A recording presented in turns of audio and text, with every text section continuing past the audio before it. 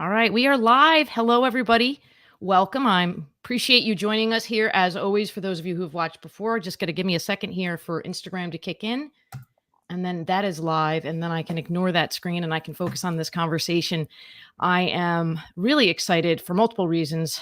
First off, I just came back from an incredible weekend that was filled with a lot of inspiration and meeting people and talking about the future.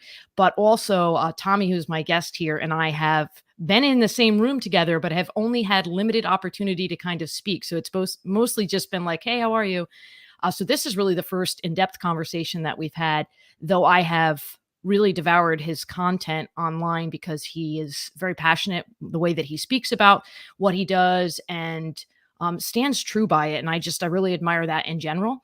So without further ado, I do want to give Tommy a chance to introduce himself and tell you all who he is and what he does, and then we'll chat. Well, Deb, first and foremost, thank you for having me on here. I got to honor you because I love the platform that you've built, how bold you are with what you teach and speak on and live. Because obviously, we all have a purpose, right? We're all chosen by God. And so to actually go step into that and live it, a lot of people don't do, as I know for the first 39 years of my life, I really wasn't doing. So anytime somebody's really doing that on authentically, Authentically, that's a horrible word. It's a horrible word it to say in is. conversation, much less live on camera. Totally. So with you doing that, it's just so cool. And it's just so refreshing to talk to people like that. Sometimes I keep my circle small with who I connect with because I am so like one of the first and foremost, the things about me, I'm just a follower of Christ. I'm not a believer in Christ. I'm a follower of Christ first and Mm. foremost. I've been married for 17 years. I have two amazing kids, 16 and 13. What I do for my business is I create high-level husbands who are on fire for God, are fully fulfilled, and are irresistible to their wives. But like I said before, I'm pretty much just a follower of Christ and just here to do his work and create disciples and be a fire breathing dragon for him. So that's a little bit about me. I live out in Las Vegas, Nevada, and run a coaching business and keynote speak and do some other fun stuff on the side with that as well. Yeah, I mean, you bring passion to really everything you do because I see, and obviously, when you're a follower of Christ, it infuses into your life, right? So, to your point, it's a part of your business, but it's also a part of who you are. And I noticed kind of in looking through your social media, I try not to get too focused on one topic over another because I want to just kind of know some areas where you may want to share about things.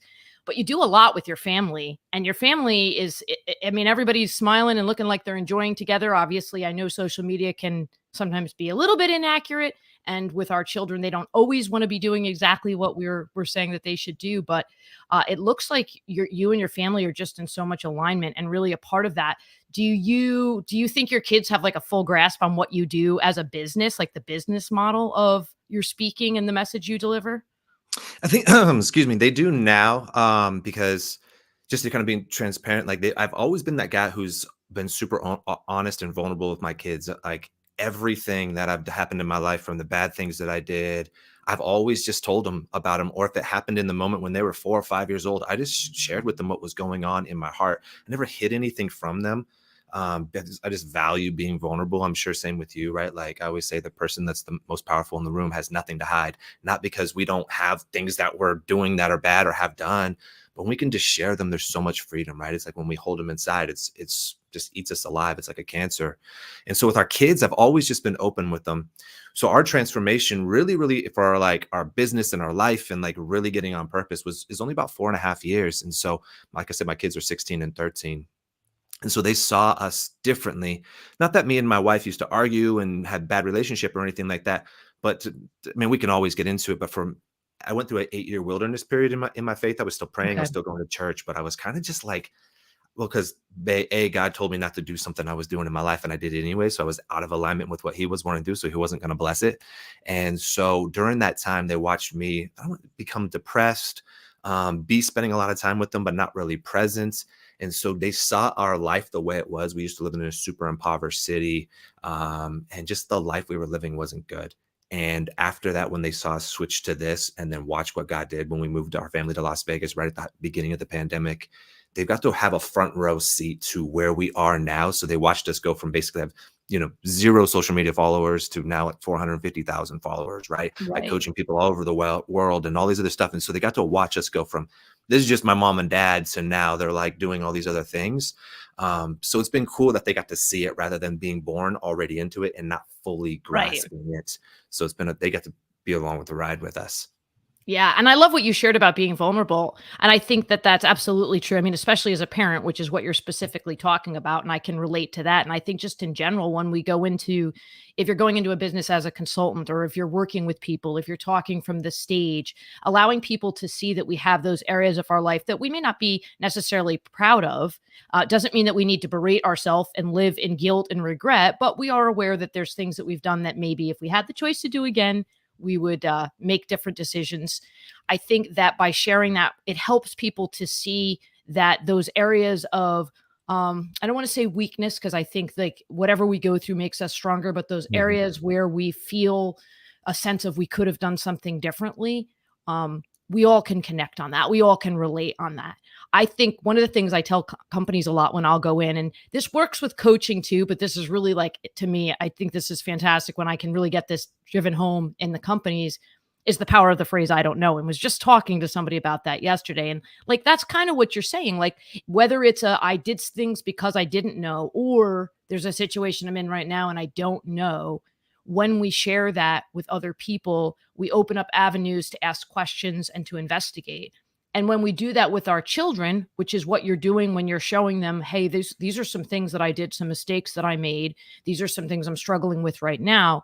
We really infuse in them the ability to think about how they're going to problem solve and how they're going to be flexible and they're going to adjust because they're going to make mistakes, which is Mhm. hard to realize as a parent because we're like, I want to bubble wrap you, but we can't.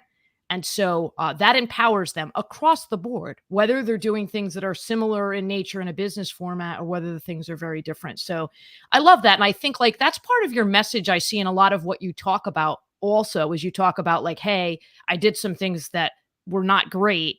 And Mhm. here's where I've come from with that. When you do your keynote and you speak on stages, is that a common topic for you to really talk about that? Hey, I'm doing things I'm not happy with. I want to change. Yeah, I mean, I always teach like my testimony, right? Like I always say, it's cliche, your test is your testimony, your mess is your message, right? Everybody knows that one, but it really is, right? Like I really feel like that's what God places in our life. Like, so Genesis 50:20 is my life verse, where it says, you intended to harm me, but God intended it for good to accomplish what is now being done, the saving of many lives, right? So I use all the hard things that I've been through to really be able to show people that, like, no matter where you're at, you can get to these other places. I'm not going to say like, oh, you can do anything you put your mind to. No, because I can't play in the NBA, right? Like I can't be a sumo wrestler, right? Like that's just things that I can't specifically do no matter what I put my mind to. But we all have things in our life that we do can put our minds to that we are pretty obvious as we start searching what our purpose is to be able to do it. I just know because I came from an impoverished city where it was like the next closest city was 5 hours away. So it was in the middle of nowhere. There was no economy. There was no Mm, possibility, right? I didn't have any my friends were doing nothing as well. And God bless them. I'm not trying to dog them because I was doing the same thing. I just didn't realize that there was so much more to life. I was living with the jar lid screwed on, just thinking, well, there's a ceiling. I didn't luck out with a family that did this, or I didn't luck out with a place that I lived here. I'm 40 years old now. I can't really go and switch up my life, which is just all a bunch of lies that we can go do all of this stuff. right. So I really like to just have our life be possibility. 2 years ago, me and my wife always, I don't know if you do the same thing, but like have a word for the years, like what we're going to do. This year it's connection. Last year it was possibility, where we wanted to find out what was possible in our life, but we wanted to be possibility for other people too, whether that was in our Mm, marriage, that's good. showing them that like, hey, you can have this high level marriage. No, not everybody argues, and no, not everybody does this. And we wanted it to be in our life as well. It was just showing like you can go from this spot and then you can go up here when you really go all in, which is just the Bible teaches anyways, right? Like parable of the talents, the first guy 5 to 10, second 2 to 4, right? But the last guy just kept it cool. He wasn't like he was like blowing all his money. He just kept it the same. And that's what a lot of people do is they plateau in life, right? They just stop growing. They get married and they think the wedding ring is a participation trophy, right? And then they're like, I'm good now. I don't need to put in the effort. And then if we're not growing, what are we doing? We're dying, right? I always use the analogy: if we're not pedaling the bike up the hill, is like life's like pedaling a bike up the hill. As soon as you stop pedaling, what do? You roll backwards. Yeah. That's in every aspect of our life: our faith life, our marriage, our parenting, our business. As soon as we let off the gas, we roll back hills. There's no stopping of that. And so I speak a lot about that. I like pushing our limitations, finding out what's possible in life, but breaking down into how do we actually do that as well. What a cool just overall the whole thing, and I think what you said too, like, sometimes we'll hit and there can be a cap that we put on because we're in a negative situation or not as good as it could be situation, but can also be when we aim for goals and then we hit the goal. And so we're kind of like, okay, well, I'm good because I hit the goal that I wanted to hit, right? Like we're given opportunity and we're given potential. And in order to really live fully in our purpose, we're going to keep achieving potential. We're not just going to kind of hit goals and then stop at them. And that's why it's really critical for us to surround ourselves with people that kind of help us be accountable to that and help us, both keep going, but also pause and honor the wins, right? Not constantly like hit this goal, I'm going to go after the next one. You want to pause, you want to show gratitude to yourself, to those around you, to God. You also then want to continue to move forward and look at what other things that you can do. And it's funny because when you mentioned that, and I've never used that analogy, and it's so appropriate because I do a lot of growth and change consulting. What you're saying with the bike and the pedaling up the hill, and I do road biking, and so with road biking, you're clipped in, and so if Mhm. you stop pedaling, you're not You only fall going over. back, you're falling. And I've had that happen where like the gear didn't shift quick enough, and you're like, and you're like, can I get my foot out quick enough, and you topple over. And I think that a lot of times when we're I will say symbolically when we're on the climb and we self-sabotage for a variety of different reasons. It can be fear, it can be negative messages that are telling us we really don't belong there. There's a lot of different reasons Mhm. that we might kind of like lay off pedaling forward as opposed to hitting an obstacle, which is a little different and you maneuver through it. And when we get to those moments, we can really start to torpedo ourselves. We don't just start to go backwards. We really kind of collapse because we start to feed into the negative messages, which is what I was referencing before. You can look back and go, would have done that differently, but you can't spend your time sitting on what I should have done, what I could have done, what I would have done, noting very honestly that I have to remind myself about that all the time. Like Mhm. all the time. Like I want to say almost daily I have to be like, stop, you can't go back, move forward. Whether it's I should have done Mhm. this yesterday, last week, last year, 10 years ago. So I really do like that analogy of the bike and the fact that we do want to keep growing and changing. I have a post that I have scheduled to go out later today actually, and it's change is not coming, change is here. Mm. Right? Like, people are always like, "Oh, be the change, make" like, the change you're gonna be changing and growing all the time. The question's gonna be, what is that change and growth gonna be? Yeah. Like, are you gonna let it affect you and let it come to you? Or are you gonna start to be part of that and really being discerning and leaning into what's gonna be best for you and best for the people around you? So, I Mhm. think that that's important. And, having watched again some of your content and seen the results that you've had in talking to people about that, what do you think puts you on I mean, God, obviously, number 1, but in addition to God, what really puts you on fire about this? Like, what makes you so passionate about doing this? Yeah, obviously God, but at the same time, it's because I've lived it, right? Like they always say, you're most qualified to lead the person that you used to be, right? And so, like, I don't speak from theoretical, like, oh, you can do all this stuff because I read it in a book or somebody else told me. No, like I lived it, right? Like I Right. was that person who didn't like enjoy my life, even though I had a beautiful wife, free time, unlimited money, like all this stuff. I hated my life, right? Yeah. Like, so I was in a spot where a lot of entrepreneurs, CEOs, a lot of people are, right? Like you see all these people they get all this money in the thing and then they get the thing they thought they wanted and they're like, I don't feel any different. I actually kind of feel worse because now I'm let down. I had all these expectations, right?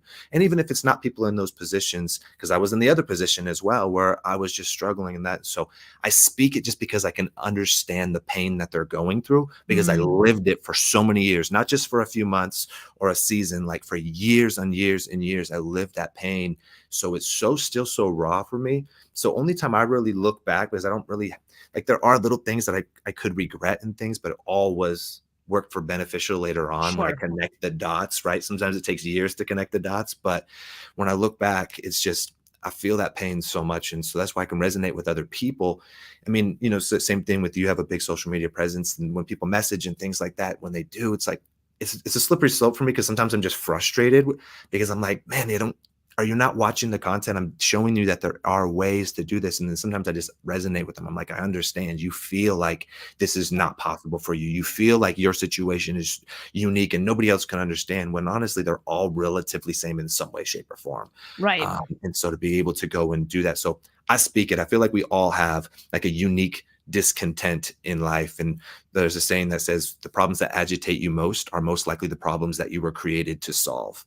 Right. And so sometimes in Mm, life, it's tough. I was speaking to one of my clients yesterday, and she's just so torn up over like the Middle East situation that was going, and for the women over there and all these other things. And she's like, there's times where I can't, like, I just lay in bed and I'm just weeping for these women, in like amazing compassion, all of that. And this might make me sound bad.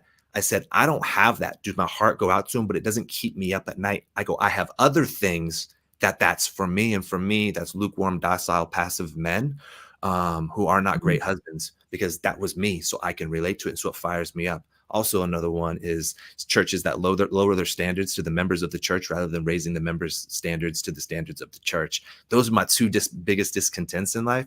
And so that's why I get so fired up on what I preach and I lead on, because it's actually, one, probably been given to me, but then two, I've lived it. And so then Yeah. I can actually be passionate about it. Yeah, and I can relate on even when I do, because I'll do coaching and people will come to me for change coaching from a variety of different things. It could be they're in a job that they're doing very well at, but they're like, there's something that I'm passionate about. I want to change it. There could be people who've been laid off, people who are suddenly single unexpectedly and for whatever reason, and they're trying to figure out, like, what does my life plan look like? And a lot of times it is, similar to, I think, where you were headed with getting those messages, is people are kind of focused on that area of discontent and the like really wanting to focus on that component.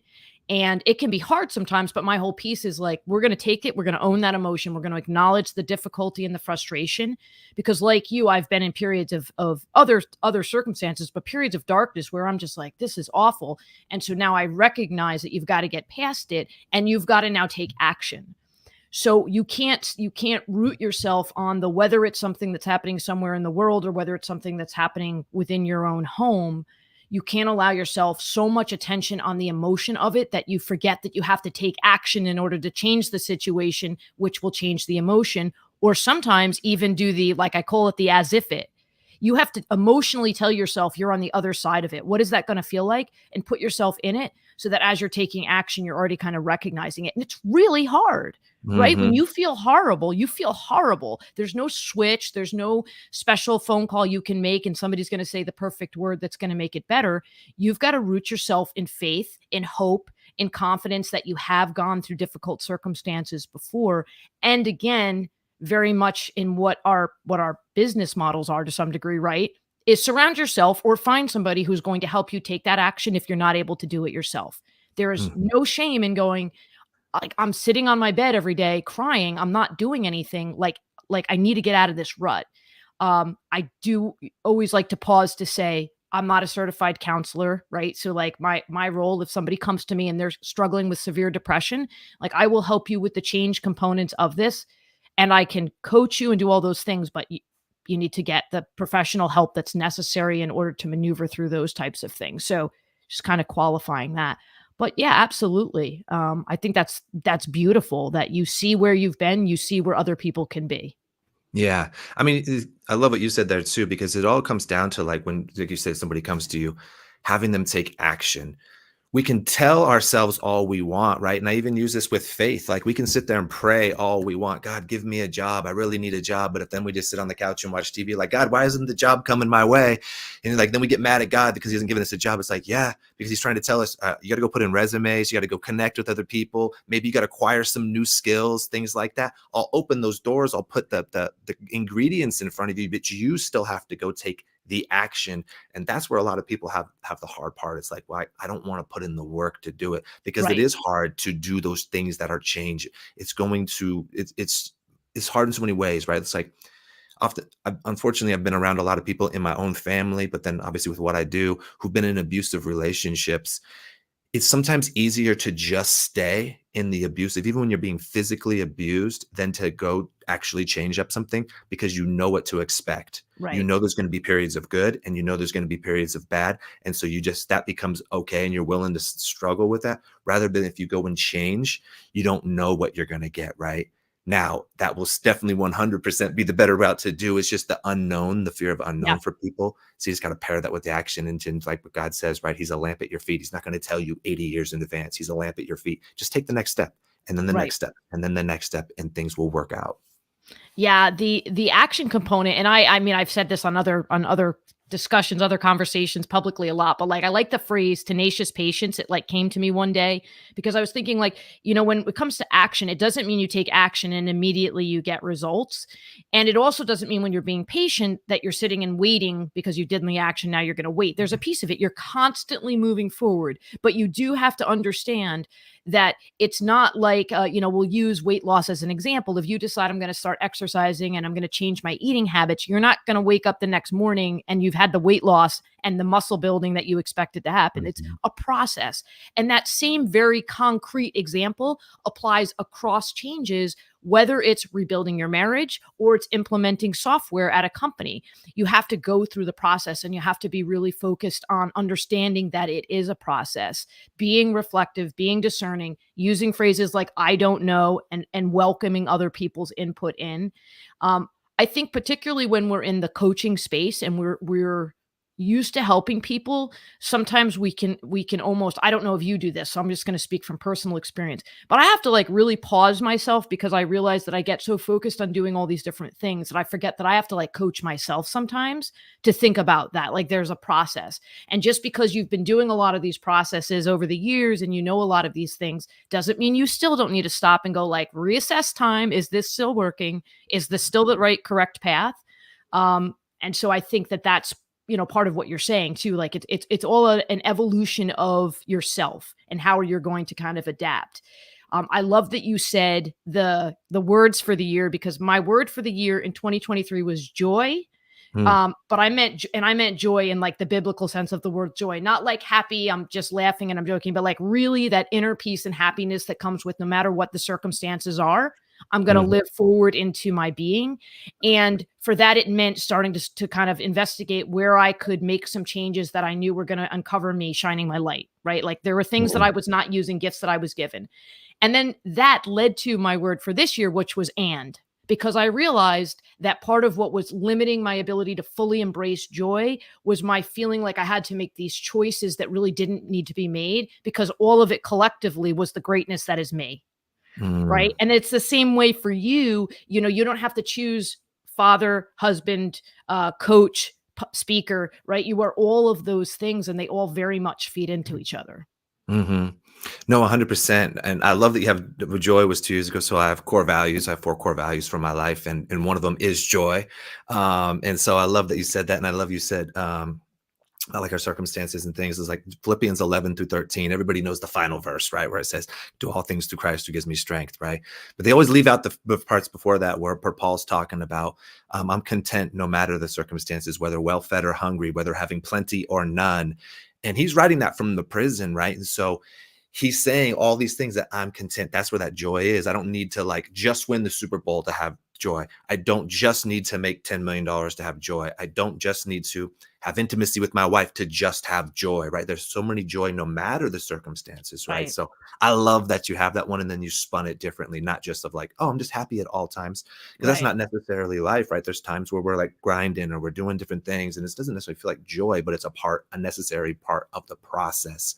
Right. Um, to have on that. And I can't remember if you had a question on the end of that. I got so focused on the I joy think, on well, that. yeah, I don't know if I did either, to be honest with you. Because I'm excited. Kind of, I can feel the conversation and the fact that we both understand the importance of like balancing all those different pieces, right? The happiness component with the Mm, getting through the difficult circumstances and the action with the waiting. I think one of the questions I do have for you is the social media piece is tough, right? And you and I are very active on social media. You've grown your social media to you said 450,000 followers. Some of my mhm. followers on some of my channels are less than, and I'm, working on that, but my YouTube has been pretty Yeah, pronounced. you're But doing. one of the struggles that I've had with that is, you are constantly trying to balance authenticity, right, with understanding what makes people click, because you can't deliver your very authentic message if nobody clicks on it, right? And Mhm, trying to kind of figure out the ways to be really on point with what you want to say and how you want it to be heard, and when do you sell because people need to know you have a service versus when do you just serve and deliver the message. What are some of the ways that you've kind of maneuvered through that? And it could be very concrete strategies or it could be a mindset piece, I think.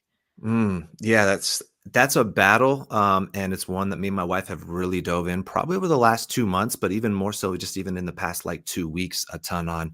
Not that we're not authentic on social media, but it's a dance, right? Because, like you're saying, you have a big following as well. It's we put out content, and obviously there's people who love us, right? Because obviously they wouldn't be following us if they didn't, or we wouldn't have a business and all these other things. But it also comes with the other side, the people who hate us.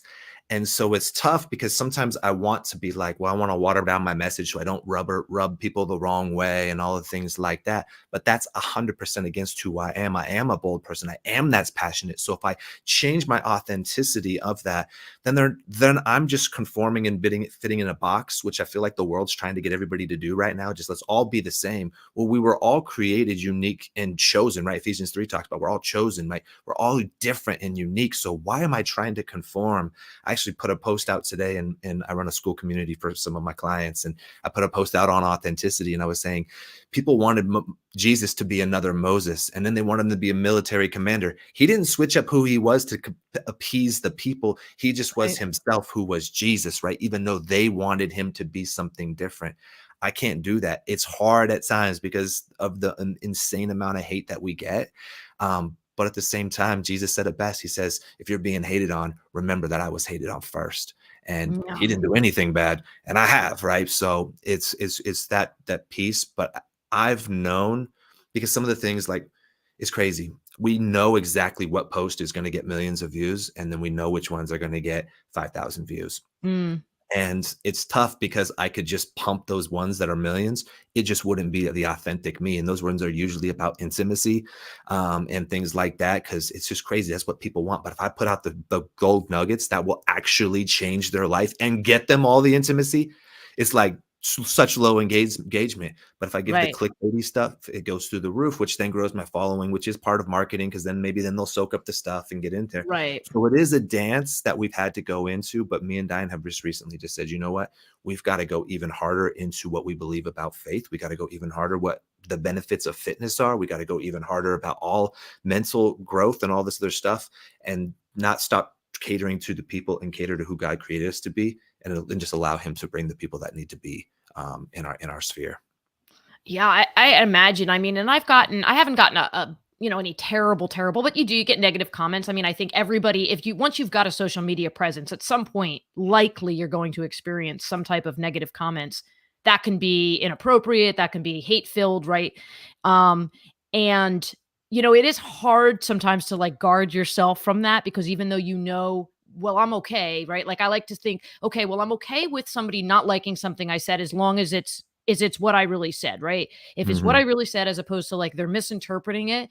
Um, but sometimes you just can't, even when I'm realizing like, okay, that statement means they're not following the logic that I'm using, right? So they're angry about something that I'm not actually saying, but you can't get yourself all caught up in Mhm. doing that. You have to trust in your purpose and trust that things are going to be done for good and trust that it's going to come out there and lean into love where it's appropriate. I mean, certainly if somebody was doing something on my post or platform that was hateful or hurtful to somebody else, that would be when I would start to intervene if statements were being made. But for the most part, I just try to really operate from the place of like, I don't know where this person is coming from. So I'm going to just, continue to embrace it with love. But it is tricky. It is really Mhm. tough, and it's tough with the messaging. And there are times too where even like I'll look back at something I said, and though I now have gotten much more confident and comfortable with like the go lives, like I'll say things like, that don't even make sense. I'll watch the back and I'm like, what was I trying to say? Like, did trip over Yeah, I've your been there. words. Yeah, like all the time. And then I think of when I've enjoyed having conversations with people, I am never even remotely paying any attention to if they make mistakes in what they say or did Yeah. like that's just not important. So I think that what needs to be heard is going to be heard. And I think with these go live specifically, like if one person watches and one person finds one sentence in the whole discussion that's meaningful to them, like mission accomplished. Yeah. right? And So that I the try to live is use so much different than reels though too, because, like, that's the hard thing about reels is you get 30 to maybe 60 seconds to get right, this message across, and then there's always like they're always like, "But you didn't mention this, this, and this." I'm like, "Dude, I got 30 seconds. right, What do you want me exactly, to do? Talk like that the guy back in the day was the Micro Machine guy commercial where you talk a right, million miles an hour?" But that's what's awesome, so I honor you about these lives is this is when people get to see, like, people's true personalities because it's just natural flowing conversations. You can expand on different things. That's what I love about podcasting and stuff like that. Get to really see the behind the scenes and just people's real personalities rather than like I don't want to say scripted, but kind of with hooks and this, that, and the other that are there for a specific reason. Whereas this is a little not that those aren't authentic. This is just so you get to really more see people better on that. Now, what really when you're doing stuff, I would say, whether it's on stage or workshops or working with couples, or I think you work specifically with the husbands, but of course, a lot of times that incorporates the couple, right? And I know that you and your Yeah. wife do stuff together. Like, Mhm. what are some examples, without giving any details that would betray anybody's, confidentiality, of things where you just were like so pumped because you could just see the results? Because I know you get them. Yeah. Honestly, a lot of this stuff is when they come in with preconceived notions about like, a this is my spouse's fault. A lot of times that's what it is. They're the finger pointers, right? Like, well, she's been doing this for this, and then when they finally start turning the mirror on themselves and they like see themselves for the first time, almost like, ooh, actually, this is me. And honestly, it's because of the way I lead and the things that I teach and I have them to do. Sometimes they've never been shown that, right? They've been just shown things of the world like that aren't beneficial to actually growing a marriage. So one of the ways what we lead marriages or the individual is basically starting with themselves, like because the marriage problems isn't a marriage problem, it's a personal problem that gets brought to the marriage. So if they're unfulfilled, they're not on purpose, maybe they're obese and don't love themselves or whatever it may Right. be, they're stressed, they're unhappy, then their wife says something or vice versa, the husband says something that isn't even trying to hurt them, that's just a comment, they take it so personal and defensive, right? And so then they come back defensive. It's these because we're not able to handle our emotions and feelings because we're not actually loving ourselves. And so Right. it's kind of based off of Jesus says the second most important commandment is love your neighbor as yourself. Keyword, as you love yourself, right? So as much as we love ourselves is the much love we can give. But if we don't love ourselves, we may think, oh, I love this person more, but you're still limiting how much you can actually Right. love that person, right? So when they start finding that, it's really a cool process to where they're like, man, I think I wasn't getting vulnerable. I really was pouring out from an empty cup because I was just doing things just to serve my wife or just to put my kids first and just to grow a business so I could just have the money so I could give them a better life, not understanding they're killing themselves in that process. And so the person that's showing up as a dad or as a husband or even an owner of a business is just a shell of themselves because they're so dead on the inside. So when you can Mm. fix that and when start watching what happens to their joy of how they're showing up in all those things, it's really cool. Oftentimes, because I am faith based, that's one thing when you book a call, like it says on there that we are faith based. Since this is going to be an issue, we're probably not a good fit to work together, just because I don't Right. want to ever handcuff myself and not be able to speak with the thing that fires me up the most, and I know is going to get you the most transformation. I've had a lot of people come in very lukewarm, or like, "Ah, I believe in God, but that's about it. But tell me all this other stuff." And then just slowly from planting seeds over the course of the time to working together, watching how like they're like, I can't believe I wasn't actually following Christ or I wasn't doing this. And then their faith life grows and all the other expectations and needs of the world start falling off. And so that's typically my favorite is when they start loving themselves. And the reason they can love themselves because now they're seeing themselves as Christ sees them. And then Mm. they're like, oh, okay. I don't need to have sex with my wife every day to fill my cup. I don't need all this money to fill my cup because they're all trying to get that, which is all on other people. Well, now they're enough in themselves. Because one time we were on a coaching call, and I'm sure you've done this too, where sometimes you're like, how this words even come out of my mouth? Like, and I was telling this person, I said, me and my wife, we have a 10 out of 10 marriage. Like, maybe I'm not 10 out of 10 in other areas of life, but marriage is my one. I'm like the Michael Jordan of marriage. And I'm not saying it to brag. That's just what God's given us. And I said, but I don't need Diane. And she said, and I don't need Tommy. And I said, because I'm enough in myself and I'm enough in God. And because of that, there's no pressure. There's no expectations on my wife that she needs to fill my cup every day. We just get to be our true, authentic selves around each other. And because of no pressures and expectations, we have so much fun. I'm just laughing. I'm joking. We can support each other. But because of that, it's super attractive and all the other stuff comes with it. But when it's a need, that's when it becomes a problem. But it's a desire that I have for her, not a need. And so it all starts back with loving ourselves and Mm, also having a deep relationship with God. And so as I watch people go through that, it's kind of like the old adage in marketing, sell them what they want, but give them what they need. It's mm. kind of how I actually do things on that. So, Yeah, I love it. I was kind of like applauding. I didn't want to be disruptive, but yeah, I mean, I feel you. And yes, I know exactly what you're talking about with sometimes things and you're like, I've never even said that before. That was where did that mhm, come from? But I think that when you are able to achieve that awareness that you're not going to find fulfillment in another person at all, right? Like that's not going to be your fulfillment. You can find happiness, you can find incredible relationships, but another person can't be what's going to make you complete. Because we again that really applies to our friendships, that applies to our romantic relationships, and that can apply in a company too with our professional relationships. Is that we want to give people positive feedback. I'm all about that. I talk when I go into companies about the importance of recognition and mhm, acknowledging people's accomplishments. But if you're looking for that all the time, whether you're looking for your spouse to compliment you, or you're looking for your kid to say, this was the best meal I ever had, or you're looking for somebody at work to tell you that they're really impressed, you're ultimately going to be disappointed, partially because they're dealing with their own things too. And while it is our responsibility to make sure we're acknowledging people, we forget sometimes. I forget sometimes, and it's something that's really important to me. mhm. So when we say like, okay, I don't need that outside affirmation in order to kind of make me complete, we start to not be disappointed because you're not looking for something that you may or may not get.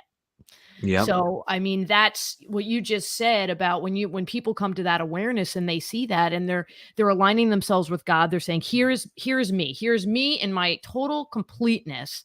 And then there's all these other things that are beautiful parts of life. But this is completeness right here. These are just the Mhm. parts of life.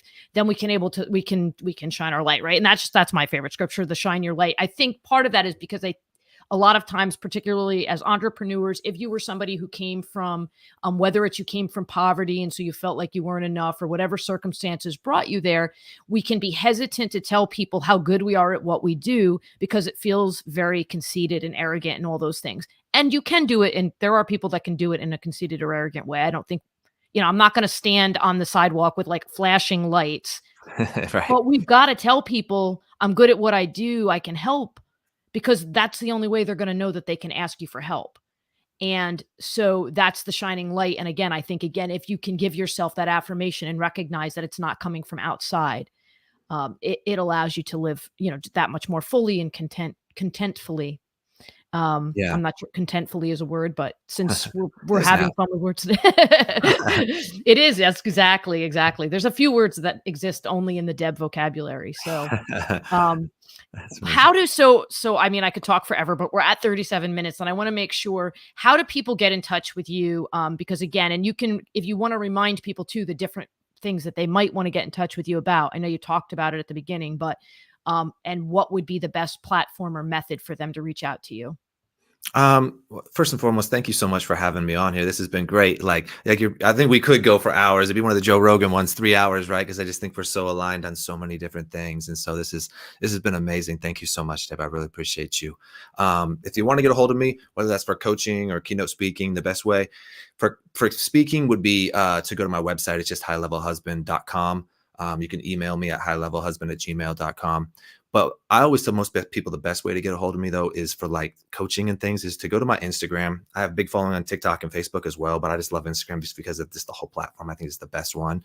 And so just to DM me on there, because then you can go and check other things out. You can watch my stories of just me being behind the scenes with my family and things, or you can actually watch the reels and go deeper and see if I'm even in alignment for you, because I'm not a perfect fit for everybody to work with. And I just want that to be authentic for me, because this isn't a money grab. It's just I just want to change people's lives. And Yeah. so go to Instagram. It's just Tommy McCollister at on Instagram, and go check things out. If you want to reach out, DM me, and we can see what it goes from there. And that's the best way. That's either for one-on-one coaching, couples coaching, or keynote speak.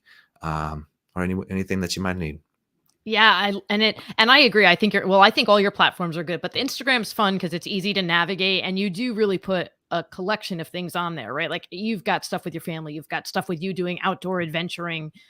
So it gives you a nice slice of life. And I think that that's important for people who are going to be working with you on something that's so emotionally charged, to be able to see you Mhm. as a person and to be able to connect with you on that level.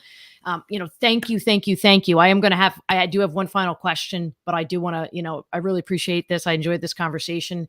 I feel excited. It's one of those, you end the conversation and then you sit for a minute and just kind of think about, what do I want to do with the tidbits that just came up during that conversation now that are going to be applicable to taking action, right? Because I Mhm. think every time we have a conversation with anybody, there's stuff we can take action on. So I really appreciate you taking time. I appreciate what you do, your boldness, your social media, and the work that you're doing. What is a final thought that you would like to leave everybody with? And again, could be funny, inspirational, whatever's kind of on your heart right Mm. now. I would say it's that you're 100% here for a reason. God doesn't make mistakes and just didn't throw you out here and go, "Oop, Tommy or Deb, made a mistake. They're here." Like, you're here for a reason. So when you're feeling less than or anything like that, understand that God has a 100% purpose for your life that's just as important as anybody else, whether that's the president of the United States, the NBA All-Star, MVP, whatever. Yours is just as important. Stop trying to conform to what other people want you to be and just be you, authentically you, why you were created to be here, and understand that you really, really, really are chosen to be here.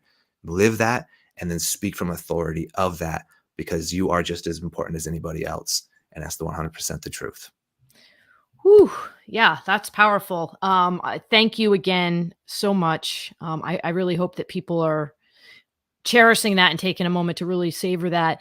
And I did want to say to people as well that and I forgot to say this before, that if you are in my network in some way and you would like me to introduce you, because I know sometimes people just don't want to reach out to somebody they don't know, please feel free to reach out to me and I will do an introduction for you. But yeah, I hope that everybody really takes that and meditates on that, really pulls it in, because it's so true. So thank you Amen. again.